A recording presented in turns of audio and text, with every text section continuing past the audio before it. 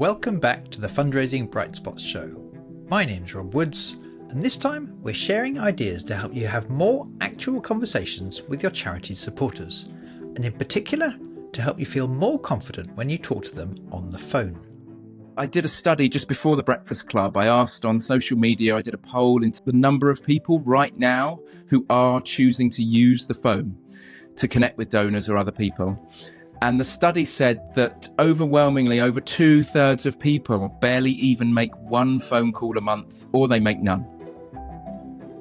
He said to Naomi, "Thank goodness you tried to call again." And there you were, just saying, literally, "Thank you for the difference you've made to our important cause, especially at this difficult time." In the context of the day I was having, it really made my day. That evening, he went and made a further donation to Naomi's charity after this chat.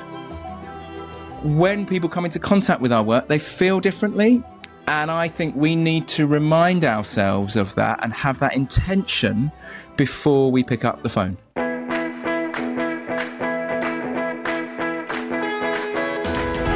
Hey there, brave fundraisers. Welcome back to the Fundraising Bright Spots podcast.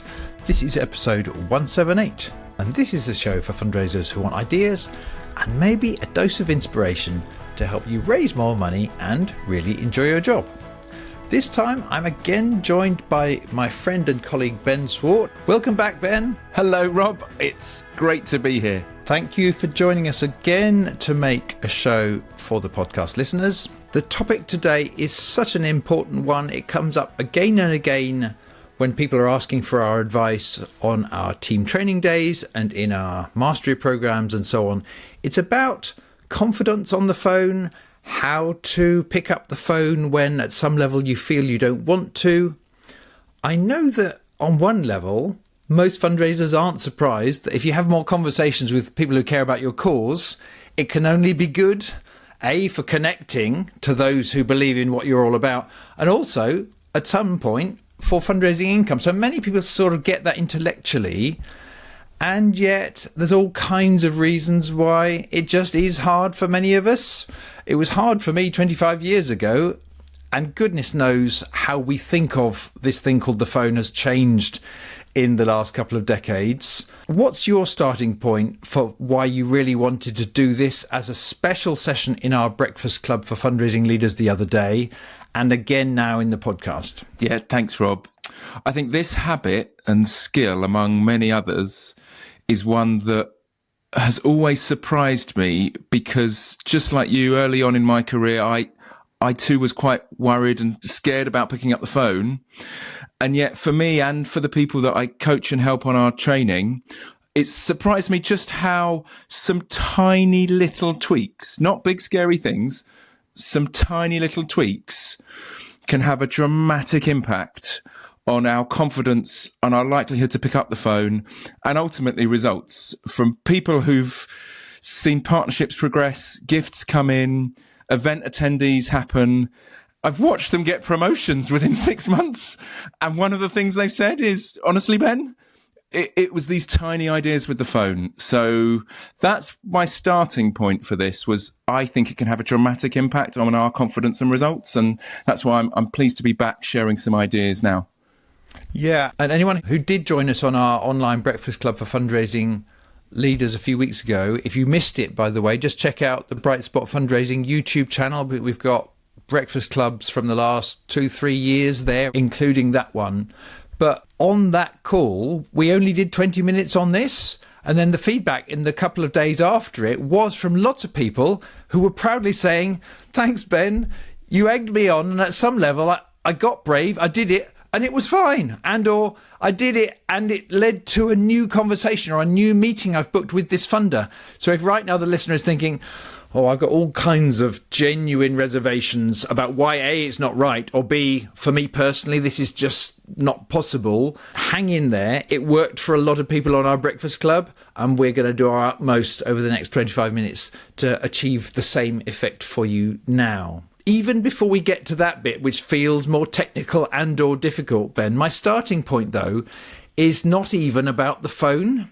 And people who've done our courses within charities when we come and do a team day, or done our mastery programs will know this analogy very well. They'll be shouting at their car stereo, yeah, get on with it, Rob. We know the metaphor that's coming. But for people who've not heard it before, this is a useful starting point for me. And it starts with a conversation I had years ago with someone who worked high up in car sales for a very well-known luxury car company.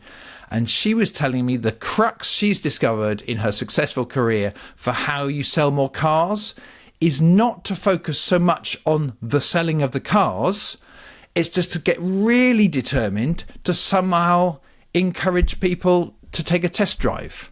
And if each month you're getting more test drives than you were last month, all things being equal, sooner or later, some car sales are going to follow. Someone's going to want to buy it. And crucially, and frankly, more importantly, if you've got a car salesperson who you are measuring and focusing relentlessly on, have you sold some cars yet? And then you've got another car salesperson who you're asking to relax about that thing. Don't forget it altogether, but relax about that thing.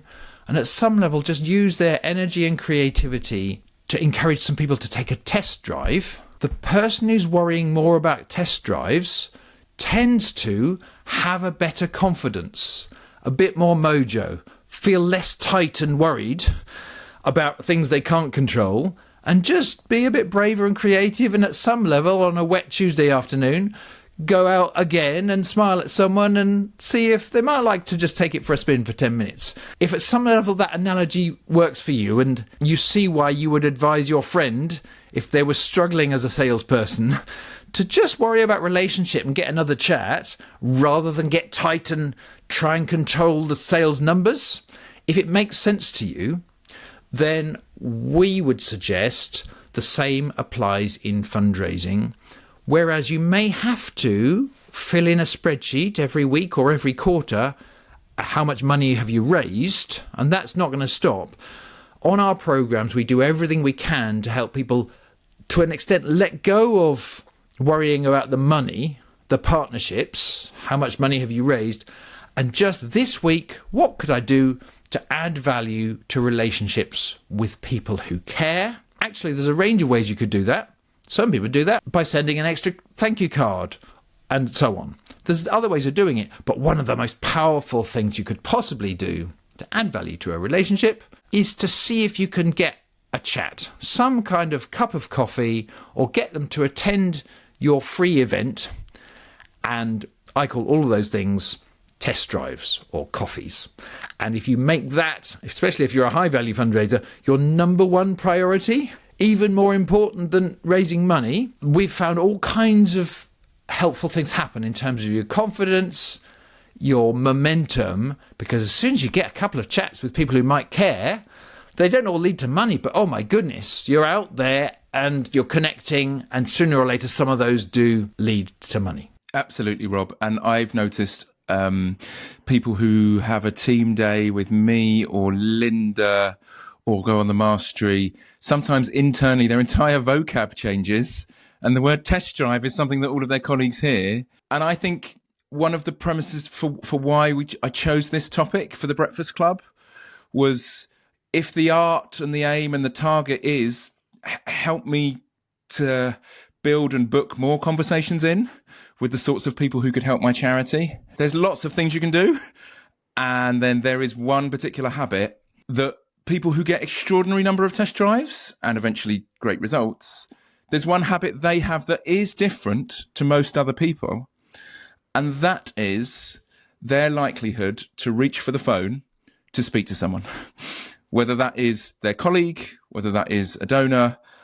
They have managed to overcome some understandable challenges that get in the way of us picking up the phone, and have just got into this habit of using the phone a bit more than others. And I think you've even got some really quick, tangible examples of before and afters of people. Is that right? Yeah, well, one of the most memorable ones was a brilliant fundraiser called Paul Davies, who came on Major Gifts Mastery several years ago during lockdown, actually. And before he joined our program, he was actually doing better than most. He was talking to 4 or 5 supporters for his small music charity based in Manchester, 4 or 5 of them per month. And by the end of Major Gifts Mastery, he came on our podcast, and it's episode 33. It's a great listen. He's such an ebullient, encouraging character. His energy is infectious. He came on the podcast, episode 33, and by the end of the program, he was talking to 19 or 20 people who cared about music in Manchester per month. That's a quadrupling of conversations. And he also says on that podcast, our financial results are better than they have ever been. We're 2 weeks into our appeal and we've already raised a third of the money. So we're way ahead of where we had planned to be at this point. We've also raised our largest gift ever in the history of the charity. And Paul is unequivocal in saying the financial success we're now enjoying is entirely consistent with and correlates with and is enabled by the fact that I'm having all these chats with people who care. Yeah. And yet, so whether it is the leader of a team who talks to me about training and things they'd like their team to do more of, or when I'm coaching a fundraiser, quite often, this is one of those habits or skills that some people know they should be doing more of. Some people feel like it's just not for me. And the best way I can think of this is, for years, I think I knew and I wanted to try meditation. Like I kind of, like anyone that knows me knows my high energy levels. Oh, can Ben meditate? I thought meditation might be a good thing for me, but I also kind of felt like it wasn't for me. I am not a meditator. That is not for me. And I tried out some ways to learn to do it online and with apps. It never really worked. And then a couple of years ago, an extraordinarily highly trained trainer helped me with some different steps to get into meditation.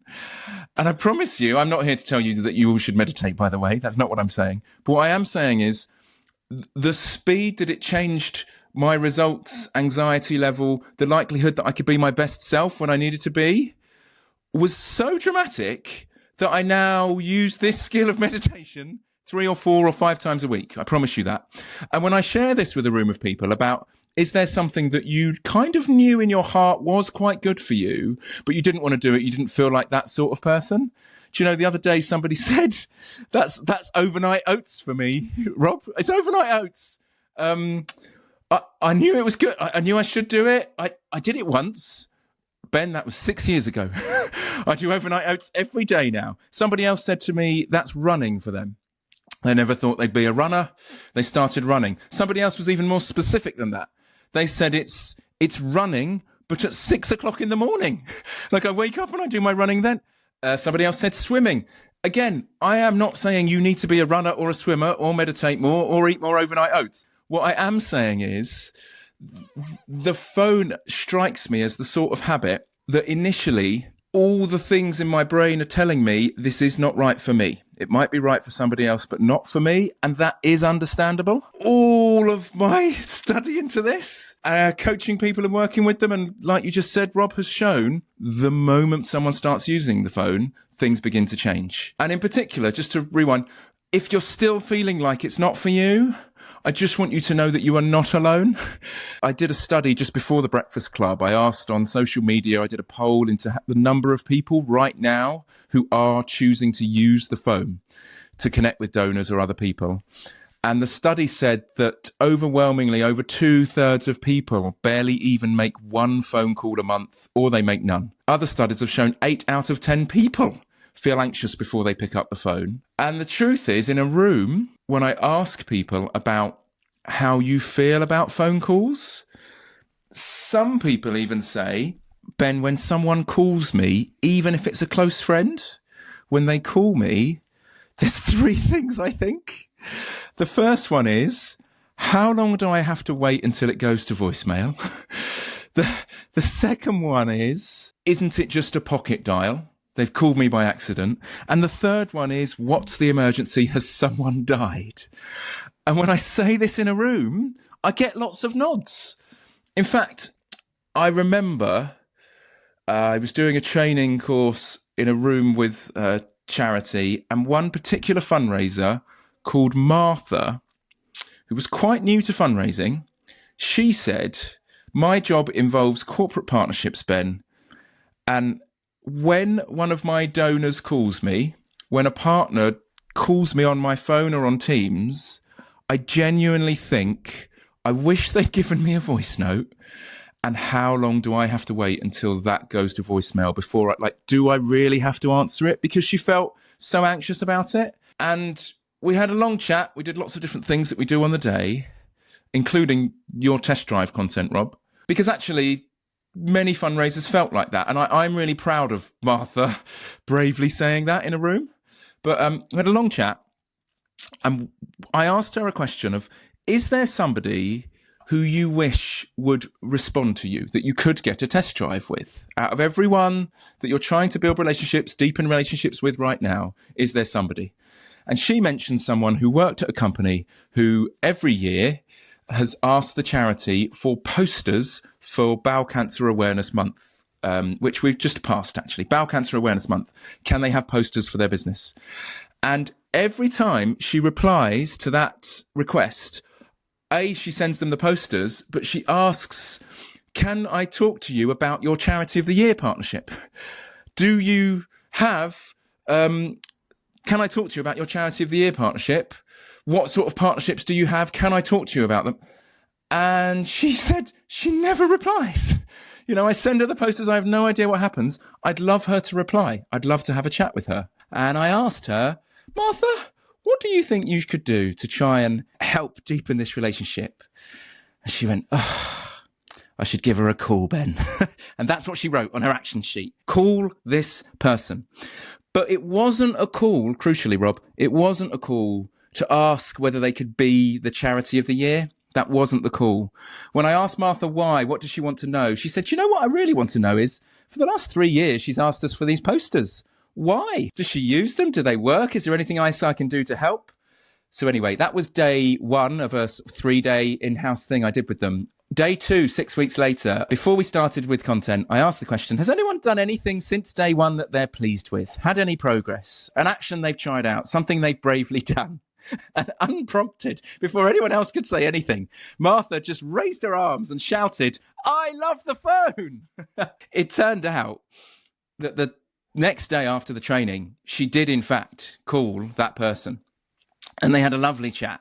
And it turned out that someone in the company had bowel cancer. And what did she do, Rob? She booked in a proper time to have a meeting with her. And in that meeting, she understood lots more. By the end of that meeting, she was nominated for that company's partnership. But more than that, she said, I did get a phone call from one of my partners. I answered it immediately. And genuinely, what had been taking 8 weeks took hours to solve. And to just pause on that, I did catch up with Martha 2 weeks ago, Rob, after the Breakfast Club, because her colleagues had heard her name at the Breakfast Club. I caught up with her and asked her how things are going. And she said to me, I know the phone might feel like an old-fashioned thing, but it feels like I've now got a superpower. She said last week, as our annual report was being published, just before it was being published, everyone was asked to get in touch with 10 donors who had given over £5,000 to see if they wanted to be mentioned in the annual report. Everyone in the organisation was asked, here's your donors, could you go and speak to them? And she said, I spoke to all 8 of them in an hour. In 1 hour, she spoke to all 8. Hearing Martha talk about how she uses the phone now, there's things she's done since, little things, and big too, that have totally shifted her confidence. And if you're interested, results too. Like there are 5- and 6-figure partnerships happening now because of this. And she isn't a one-off. We've noticed this in lots of different places too.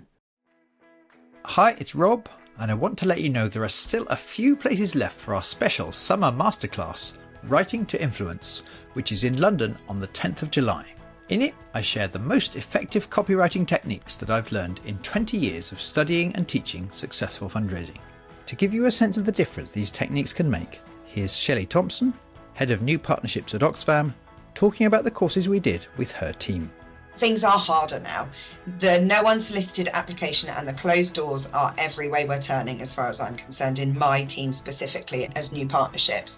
And when we did Bright Spot training, it was like, this is a different way to approach something. And it's not hugely time laborious. It's just very smart, different ways of approaching something that you need to allow yourself to give the time to. But when you do, it makes a difference. And the results that we're getting from that are something our team specifically has not seen in a very long time. I know that it's tens of thousands just in my team, and I know that it's tens of thousands in our mirroring development team as well. That is definitely worth it, and we're not even a year after the training yet.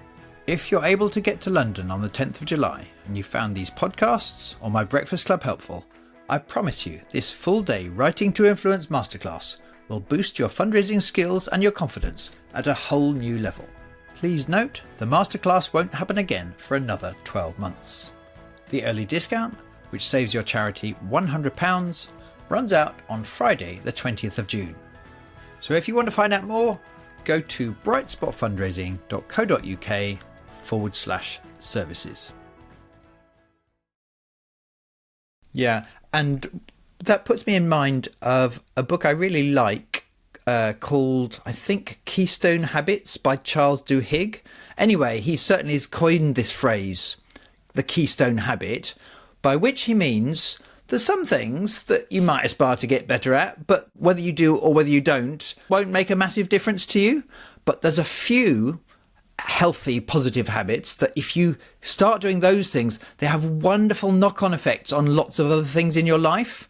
I hear a kind of a knock-on effect to Martha's confidence because she's no longer got the guilt and the distraction of, oh, I've got these other things I've still got to keep chasing people on.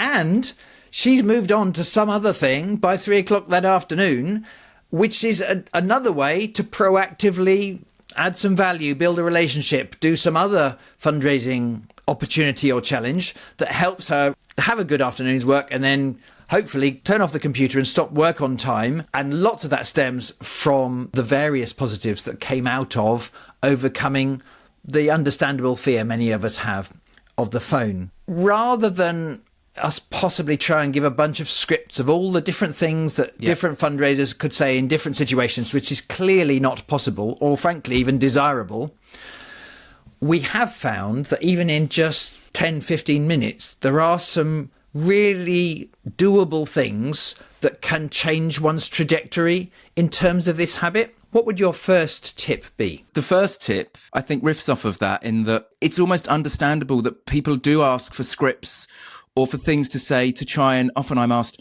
what do I say to get the person to agree to sign up to our fundraiser on the phone immediately? That's often what I'm asked. What's the words I should say? How should I do it? And the first thing is, no wonder it's so hard. You're making very tricky phone calls. Like, that is not a test drive. But even before that, the first thing is try to make calls that are just significantly easier, that are just a bit calmer, that are just things that fit into normal life. So I know you talk a lot, Rob, about, for instance, pick 5-10 donors who you would want to call to just say thank you. Like, you're not calling to get something. You're just an easy call to pick up the phone and say thank you for supporting you. And I know, Rob, you have had some fundraisers who've tried this out. Yeah. And, you know, it is true that one might need a little more than that because the donor will say, well, you're welcome.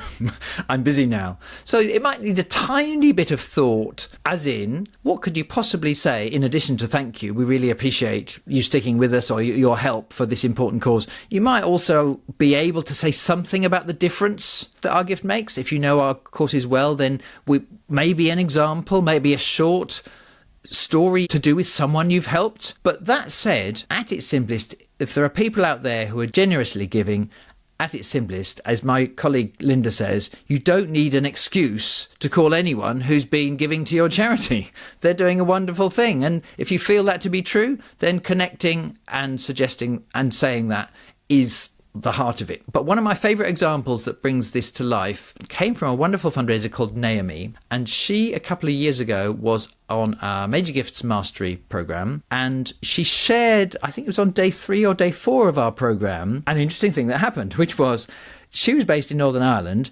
And that morning, she was on the plane to come over to our course, which we deliver in London. And she'd had an interesting chat on the plane. And they were talking about where they work and so on. And when he asked where she works, she said, well, I work for this charity. And he said, oh, really? That's interesting. I support that charity. And because it's a really quite small charity, this was already a coincidence. And then he paused and he said, in fact, a couple of months ago, I got a lovely call from someone at your charity. He wasn't from Northern Ireland. He had a distinctive Scottish accent.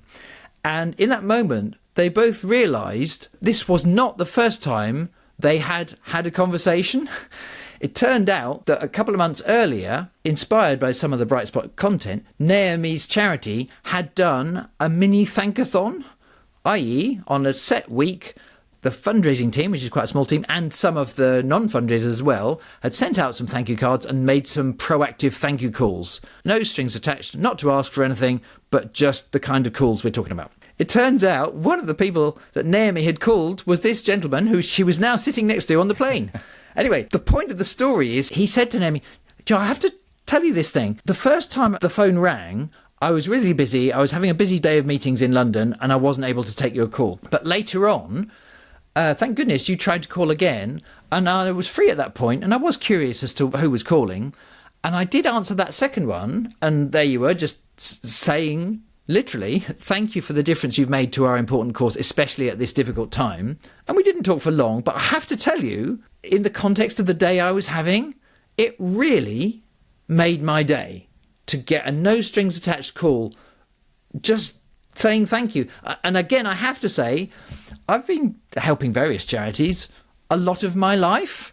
This is literally the first time any charity has ever proactively called me just to say thank you. Naomi kindly shared that with our group on that programme, and you and I, Ben, have shared it with some other groups because it's a counterweight to the understandable little voice that almost certainly pops into our head just before we call, with all kinds of logical reasons about, oh, I shouldn't bother them and I don't want to interrupt, and what if they think I'm guilt-tripping them, or what if they think I'm really trying to trick them into giving the money, and the little voice will come up with all kinds of stuff. And yet, remember what he said to Naomi, you made my day, and no charity has ever done that for me before. So is it possible to mess this up and pretend you were calling for that reason, but actually it all be a trick?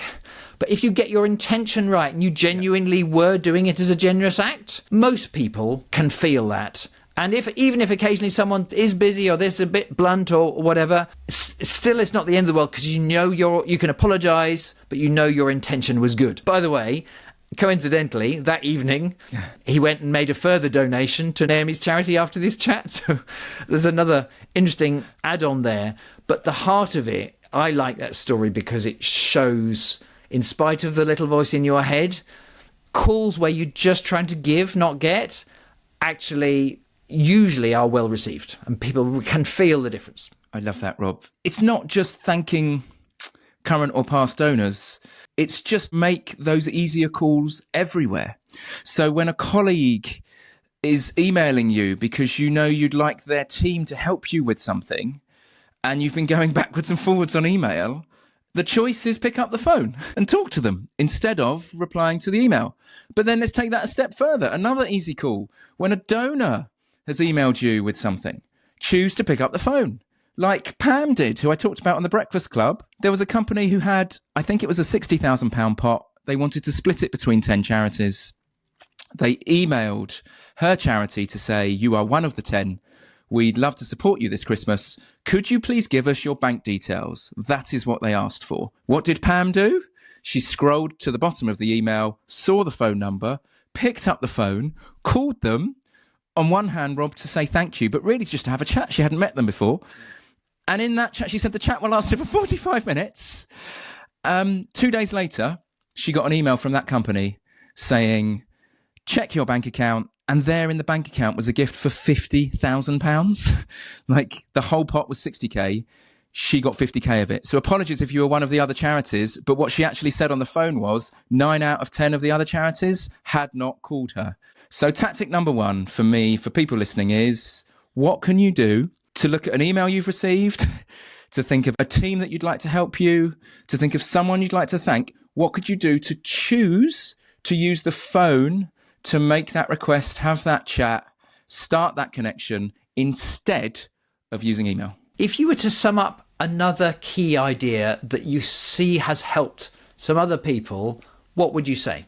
So for me, Rob, it is the combination of using the phone alongside all the other tactics and ideas that you articulate so well on Corporate and Major Gift Mastery. Actually, there's lots of different things you can do to help somebody want to have a conversation and enjoy a conversation with your charity. And those are made so much easier by combining them with the phone. So for instance, one of the tactics, won't surprise fundraisers how powerful LinkedIn can be to be able to help you have conversations. And one of my favorite examples of this is a fundraiser who used to be in my team called Sophie. She wanted to build relationships with restaurants. And do you know what she did, Rob? She connected in with an MD of the firm Café Rouge, the restaurant Café Rouge, who accepted her connection request. And he even, in a couple of messages to her, said, I am actually quite interested in doing something together. I can see it making sense.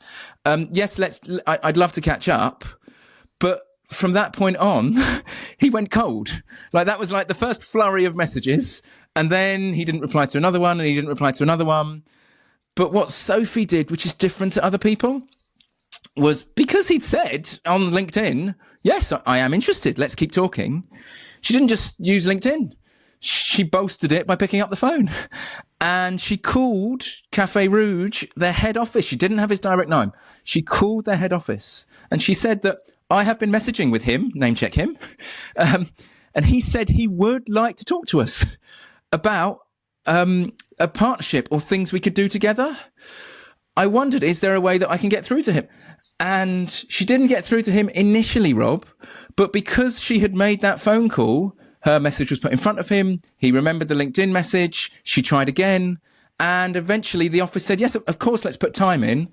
And from that first and second and third meeting, we got a partnership with Café Rouge, which, to be clear, when she LinkedIn messaged with him, there was no relationship. It ended up being a £300,000 3-year relationship with Café Rouge. And she's adamant it was because I called. I just love how that is a combination of one tactic being bolstered by using the phone. Like your podcast with Cleo, where she thought she could get 40 people to an event, but they worked really hard to use the phone, and they actually smashed their target and got 62. And I can think of more and more and more examples of where, after we'd sent event invites out, how many times did we pick up the phone to ask people if they wanted to come? I can tell you, the events that are well attended are where someone has used the phone. Yeah, and what flitted into my head there is a parallel with a book. I think it's called It's Not About the Bike. I think the title means you thought it was this that helps me win races. Actually, it's all of these things. And my parallel is, if you thought it was events that helps you raise more money, it's not. It's all of these things. If you thought it was the phone, and if you thought actually the phone will solve everything, actually it still won't. Yeah. So ultimately, this podcast, in a way, is not even about the phone. It's cherish above all things, managing to get more conversations and add more value to relationships with people who care about your cause, especially if you work in high value fundraising. Cherish that. Within that, LinkedIn can be helpful. Ambassadors or allies can be helpful. So could events, and so on and so on. And it just so happens that if you do any of those things and you're proactive in using the phone too, it can only magnify the effectiveness of any of the other things that you might learn from a Bright Spot course or podcast or from anywhere else. If we were to sum up the last idea, maybe it's something we've already sort of said, Ben, but what's the third concept that you find really helps people and is not always as easy or automatic in a high pressure organization where we need money, but what's the mindset that's most likely to help us? I'll start with the mindset that isn't helpful for us, and that's, on a day someone will often say to me, I understand I should use the phone more, Ben, but when I go to pick it up, I feel like I'm being pushy. I feel like I'm being a salesperson, and yet everything I've learnt and what fundraisers tell me about what it's like when someone comes into contact with their charity is not that we're being pushy or a salesperson or that we're taking. It's that we're actually giving them the chance to do something magical. Just this week, I was with a charity, and when the topic was on how do people feel after they have come into contact with your cause, whether that is a meeting with you, whether that is visiting your work, whether that's attending an event, whether that's just meeting someone who has been helped by you. How do they feel? And they said, honestly, Ben, it's like magic. It's like this amazing thing. They come away from us and they are absolutely buzzing. And I love it too. And the stories are incredible. And then they even shared some stories, Rob, and everybody's state in that room was totally different. And when I've done this, and if anyone is listening, if you yourself have been to an event where you've heard someone speak about the impact of your work and you've felt it inside you and you've watched other people feel it too, that is the joy of giving. That is the joy of your charity. And what fascinates me is when we have conversations with people on the phone, that is what we're giving them. When they choose to come to visit us, to attend an event, or to have another conversation with us, that is what we're giving them. And yet, before someone picks up the phone, how they feel isn't always that. Their intention is sometimes, oh gosh, I want to get time from them. And the challenge there is, I think your intention should be to give, because the truth is that is what it is. Naomi said she sat next to someone who said that was the best part of my day, my week, my month. Charlotte Mathieu, Rob, in your podcast a few episodes ago, said when she meets someone once a month who's an incredibly busy chairperson of a massive insurance firm, the first thing she says in the meeting is, thank you for giving us this time. And he interrupts her every time and says, you don't need to thank me. This is the best part of my month. I've been in fundraising for 20 years, Rob. Like, that's not unique. That is the norm. When people come into contact with our work, they feel differently. And I think we need to remind ourselves of that and have that intention before we pick up the phone. Ben, I need to wrap things up very soon. I really hope the listener enjoys your examples as much as I have.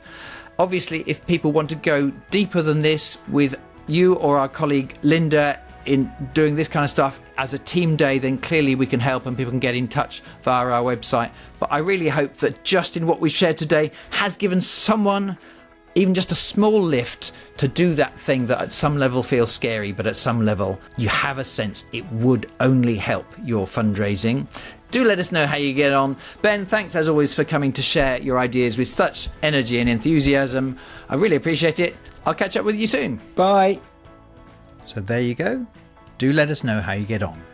We would love to hear if you manage to reach out and talk to more supporters as a result of listening to this episode. Ben and I are both easy enough to find on LinkedIn. As always, we'll put a summary in the episode notes on the podcast section of our Brightspot website. If you've not already subscribed to our show, please do click that button now. Straight away you'll get access through your phone to loads more examples and tips to help you with your fundraising. Thank you as always for the part you play in the show, just by listening or by sharing it with your team or on LinkedIn. I always appreciate your help. Good luck with your fundraising today. I can't wait to share another encouraging Bright Spot story with you very soon.